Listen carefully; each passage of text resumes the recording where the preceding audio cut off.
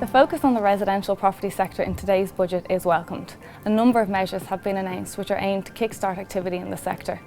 The measures announced will give effect to a number of actions that were outlined in the Government's Action Plan for Housing and Homelessness released in July of this year.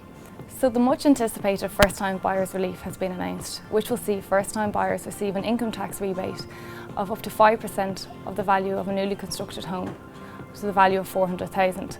A full tax rebate calculated on $400,000 will apply for houses that are valued between $400,000 and $600,000.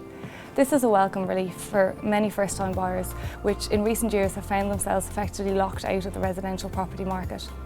The limited lifespan of the scheme, which will only be available until the end of 2019, would indicate that the scheme is very much aimed at acting as a stimulus for the market, as opposed to any sort of long-term incentive. Some commentators have warned that a scheme of this nature does run the risk of further inflating prices, as opposed to leading to the required increase in supply. Whether or not the scheme is a success is something that will have to be closely monitored over the coming months.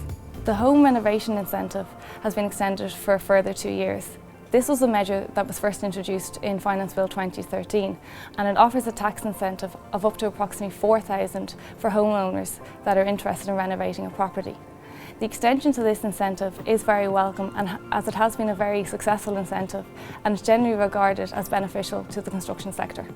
In an effort to boost supply within the rental sector, Minister Noonan also announced 100% tax deduction on interest incurred on loans used to acquire or develop residential properties.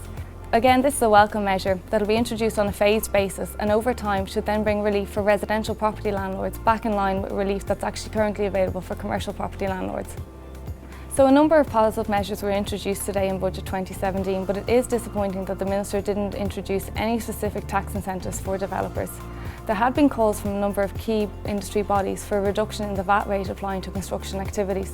We have seen the benefit of a reduction in the VAT rate applying to the tourism sector in recent years, and has definitely boosted activity in that area. So having said all that, it remains to be seen whether the measures announced today will be a step in the right direction in terms of helping the government achieve their stated aim of creating a functioning housing sector.